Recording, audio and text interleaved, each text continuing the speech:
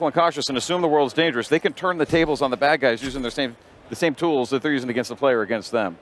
Yeah, so like what you're seeing now is part of the alternate path. Changed up the time of day, changed up the weather. Okay, now, I was going to say, I didn't remember this from the show. Exactly, Yeah. because it's colder now, more freakers are coming out, so freakers are stronger when it's cold out. So you interesting. really got to be careful when it's snowing. Also, the bike handles differently. It's like if you'd seen the earlier part when Deacon's trying to ride his bike through the snow, it's very, very different. Oh, this is really cool. I didn't realize. Interesting. So here's your meat wall, right? The meat wall there. Yeah. That seems like a pretty smart move, if I'm honest. Yeah, yeah. But yeah, look at this, a beautiful looking game too. And I know you guys are digging into the PS4 Pro as well as you make this title. This is one that's been shown off a number of times. Right. I know you have HDR.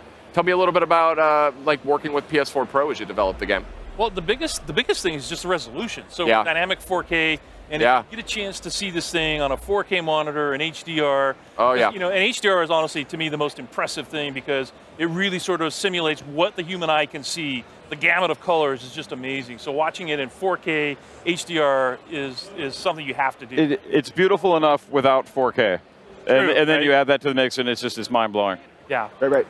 You know, one thing that stands out to me about Days Gone, you know, amongst the other undead games out there, is that you can get so many zombies on the screen in this thing, or freakers on the screen at once. So can you tell us a little bit about how you guys went about making that happen and just getting so many freakers on the screen at one time? Was that a technical feat for you guys? Oh, absolutely. So we have a really, really talented team.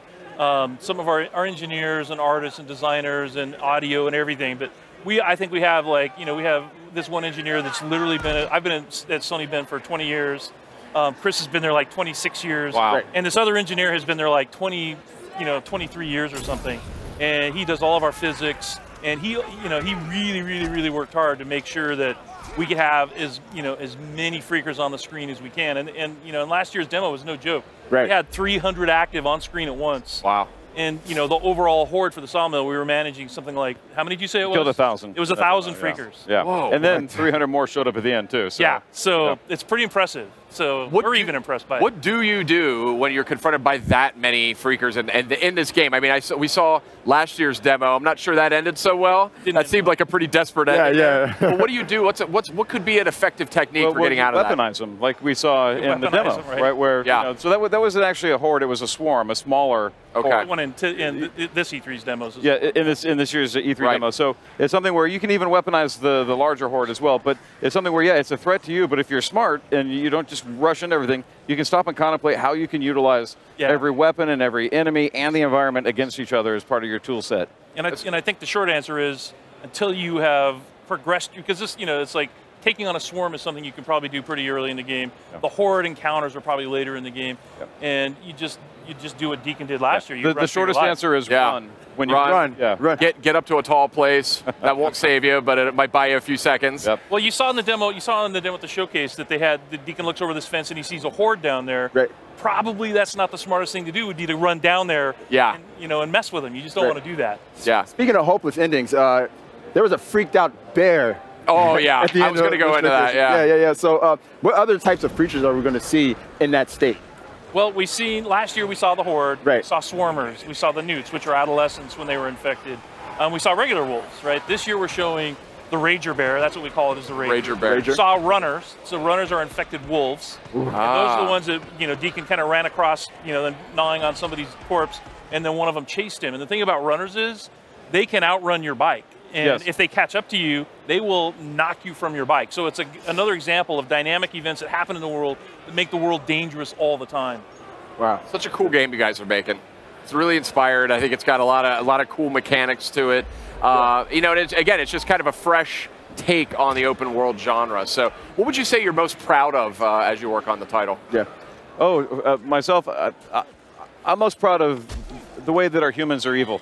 The way that they lie in wait and they want to ambush a player, and they themselves are doing anything it takes for them to survive, and it just comes at the cost of our hero. But humans are mean, and we're resourceful, and we do twisted stuff. And this clothesline is just kind of the beginning of the things they're doing that the players.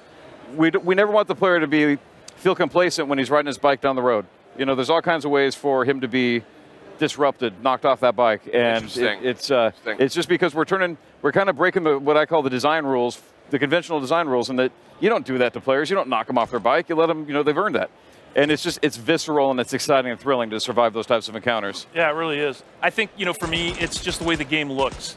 So, and when you get a chance to play it the way it plays. So, like I said, we have these super talented engineers and artists and designers, and the game just looks amazing. Our goal was to create a AAA console quality open world experience, because that's not something we had really seen. And I think the guys are really pulling it off. I mean, I think the characters look amazing. I think the environments look amazing, all times of day, and it's just fun to look at. Right.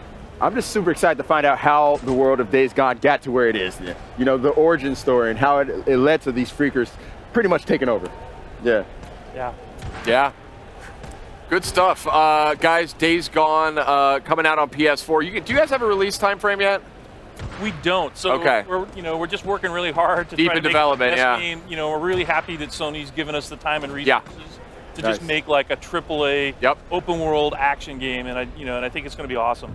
I agree with you. I think it looks fantastic. So thanks for coming by, showing off the latest. That alternate playthrough was very interesting. I didn't realize it could go in so many different directions. But coming up next.